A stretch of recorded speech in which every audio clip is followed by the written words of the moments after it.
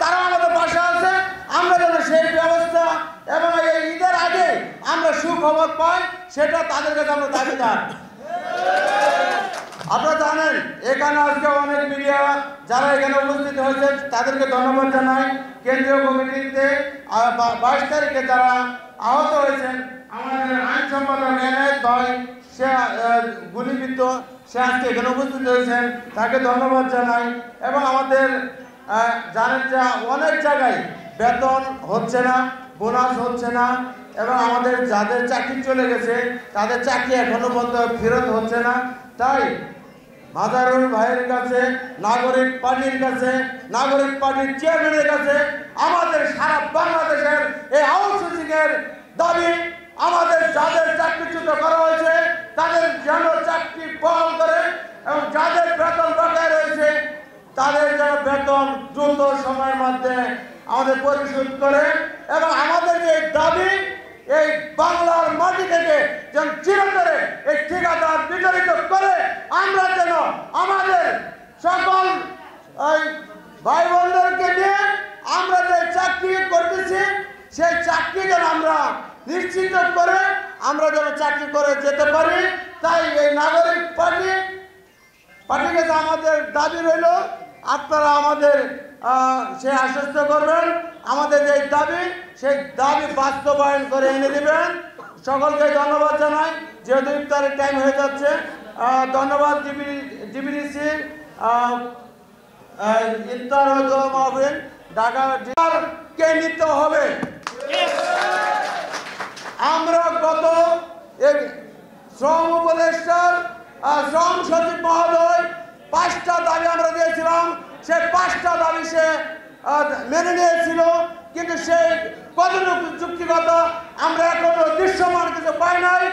তাই শ্রম সচিবের কাছে আমাদের দাবি রইল, আমাদের সেই দাবি, সেই 5টা দাবি যেন আমরা এই আজকে তো চলে গেছে, কাল পরশুর মধ্যে যেন আমরা সেই দৃশ্যমান কিছু পাই, সেটা যেন আমরা সারা বাংলাদেশের মানুষ, সারা বাংলাদেশের আউটসোর্সিং দৈনিক মজুরি ভিত্তিক এবং প্রকল্প ভাই বোনদের যেন আমরা তাদের মুখে হাসি ফিরাতে পারি।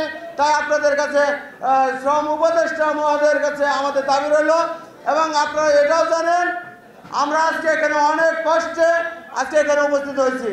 তাই আপনাদের কাছে দাবি রইল, আমাদের যে দাবি আপনাদের কাছে 5টা দাবি জানিয়েছি। 1 নম্বর যে দাবি সেটা হচ্ছে ঠিকাদার হটাও, আমাদের আউটসোর্সিং পরিবারকে বাঁচাও। তাই এই চিরতরে ঠিকাদারকে আমরা বাতিল চাচ্ছি। সকলকে ধন্যবাদ। আসসালামু আলাইকুম। এমপি মহোদয়ের কাছে যিনি গতকালকে পদত্যাগ করেছেন, আমরা তাদেরকে অনুরোধ করেছিলাম আপনারা এটার ব্যবস্থা করুন যেন ঈদের আগে আমাদের কর্মীরা বেতন বোনাস পায়, কিন্তু এখনো পর্যন্ত তা পায়নি। আমি যতদূর জানি কয়েকটা এলাকায় কিছু কর্মচারী তাদের বেতন পেয়েছে কিন্তু বোনাস পায়নি, এবং বাকি ম্যাক্সিমাম এলাকায় ম্যাক্সিমাম অঞ্চলে ওনারা বেতন এবং বোনাস কোনটাই পায়নি। আজ 24 তারিখ, ঈদের আর কতদিন বাকি আছে। প্রত্যেকটা মানুষ, প্রত্যেকটা কর্মজীবী শ্রমজীবী মানুষ তার পরিবার তার বেতনের দিকে তাকিয়েছে, তার যে বোনাসটা পাবে সেটার দিকে তাকিয়ে থাকে। তার পরিবারের ঈদ নির্ভর করে এই বেতন বোনাসের উপর। অথচ এই নতুন বাংলাদেশে এসেও এই অমানবিক ব্যবস্থা আমরা দেখতে পাই। এটার তীব্র নিন্দা ও প্রতিবাদ জানাচ্ছি এবং দাবি রাখছি যেন আগামীকালকের মধ্যেই ডিপিডিসি সহ আউটসোর্সিং এর প্রত্যেকটা অঞ্চলের প্রত্যেকটা সেক্টরের বেতন এবং বোনাস তাদেরকে দিয়ে দেওয়া হয়, তারা যেন করতে পারে। বন্ধুগণ, আপনারা জানেন এই রাষ্ট্রের যে ব্যবস্থা, এই রাষ্ট্রের যে বন্দোবস্ত কত নিপীড়নমূলক, কত বৈষম্যমূলক, এবং এই রাষ্ট্রের কোন সেক্টরে কোন মানুষের মধ্যে সেক্টরের মধ্যে কর্মের মধ্যে মানুষের চিন্তার মধ্যে প্রত্যেকটা জায়গায় বৈষম্য লুকিয়ে আছে। এই যে বৈষম্য, এই বৈষম্যের বিরুদ্ধে আমরা আন্দোলন করেছিলাম যেন বৈষম্য বিরোধ হয়, অথচ বাংলাদেশের প্রতিটা সেক্টরে প্রতিটা জায়গায় মানুষের মধ্যে বৈষম্য রয়ে গেছে। আপনারা জানেন আজ বাংলাদেশের বরেণ্য ক্রীড়াবিদ ক্রিকেটার তামিম ইকবাল, উনি হার্ট অ্যাটাক করেছেন এবং উনি হাসপাতালে চিকিৎসাধীন অবস্থায় আছেন। আমি যদি একটু বিস্তারিত বলতে চাই, আমাদের প্রিয় ক্রিকেটার তামিম ইকবালকে 22 মিনিট সিপিআর দেওয়া হয়েছে। সিপিআর মানে হচ্ছে যখন সে আইসিইউতে থাকে, লাইফ সাপোর্টে থাকে, তখন তাকে সিপিআর দেওয়া হয়। এই সেবাটা খুবই কম মানুষ পায়। আমি প্রশ্ন রাখতে চাই, এই নতুন বাংলাদেশে কোন শ্রমিককে কি সিপিআর দেওয়া হবে কিনা? তাকে কি সেই সেবাটুকু দেওয়া হবে কিনা? সে কি সেই সেবা পাওয়ার অধিকার রাখে কিনা? জনাব ডক্টর মোহাম্মদ ইউনূস সাহেব, আমাদের মাননীয় প্রধান উপদেষ্টা, উনি আজকে তামিম ইকবালের শরীরের স্বাস্থ্যের খোঁজ খবর নিয়েছেন। অথচ শ্রমভবনে গতকাল একজন শ্রমিক মারা গিয়েছেন তার দাবির প্রেক্ষিতে ওইখানকার অবস্থান করতে করতে। অথচ কোন জায়গা থেকে একটি বার পর্যন্ত যাওয়া হয়নি শ্রমভবনে। প্রধান উপদেষ্টা কেন শ্রমভবনের সামনে যায় নাই? দাবির প্রেক্ষিতে আন্দোলন করতে গিয়ে একজন শ্রমিক মারা গেছেন, প্রধান উপদেষ্টা কি নরম করে না? আমরা এই বৈষম্যমূলক বাংলাদেশ চাই না, আমাদের সমতার বাংলাদেশ। আমি চাই অতি দ্রুত শ্রমভবনের সামনে প্রধান উপদেষ্টা উপস্থিত হোক এবং তাদের দাবি দাওয়া সম্পর্কে উনি অতি দ্রুত ব্যবস্থা নেন। সারা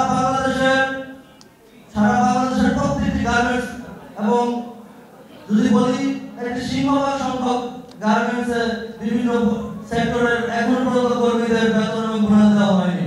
বিভিন্ন গার্মেন্টসে শ্রমিকরা আন্দোলন করছে তাদের বেতন এবং বোনাসের দাবিতে। হাজার হাজার লক্ষ লক্ষ শ্রমিক তাদের যে ঈদ, তাদের যে বছরের পর বছরান্তে একটি আনন্দের দিন, সেই আনন্দের দিনটি কাটাতে পারবে কিনা তার পরিবার, তার সন্তান, তার বাবা মায়ের সাথে, সেটি এখনো অনিশ্চিত। আমরা চাই অতি দ্রুত সকল সেক্টরের বেতন এবং বোনাস তাদেরকে বুঝিয়ে দেওয়া হোক। বন্ধুরা, আমরা চেয়েছিলাম ডিপিডিসি বিদ্যুৎ খাতের ভাইদেরকে সমস্যা নিরসনের জন্য চেষ্টা করতে। নতুন করে আপনাদেরকে টেন্ডার দেওয়া হয়েছিল, আমরা গিয়ে সেটাকে বন্ধ করেছিলাম যেন একটা স্থায়ী সমাধান না হওয়া পর্যন্ত এই 1076 জন মানুষ তার জন্য চাকরি না হারায়। আমরা সেখানে সফল হয়েছি, আপনারা নিশ্চয় অবগত আছেন। তারপর আমরা গিয়েছিলাম ডিপিডিসি বিদ্যুৎ খাতের ভাইদের জন্য বেতন এবং বোনাসের দাবিতে, এখনো সেটা পালন হয়নি। আমরা তা অতি শীঘ্র পালন হোক। দ্বিতীয়ত বিষয় হচ্ছে আমরা সামগ্রিক সমাধানের জন্য চেষ্টা করে যাচ্ছি।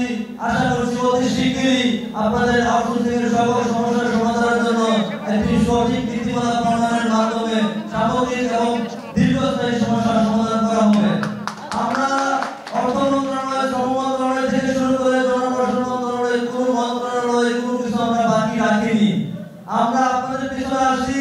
জাতীয় নাগরিক পার্টি এবং জাতীয় নাগরিক পার্টি শ্রমিক উইং আপনাদের সাথে লড়াই, কাঁধে কাঁধ মিলে হাতে হাত রেখে লড়াই করবে। বন্ধুগণ, আপনারা জানেন গতকাল আমাদের শ্রমিক উইং এর কমিটির আত্মপ্রকাশ হয়েছে। আমরা একটি সমন্বয়কারী কমিটি করেছি।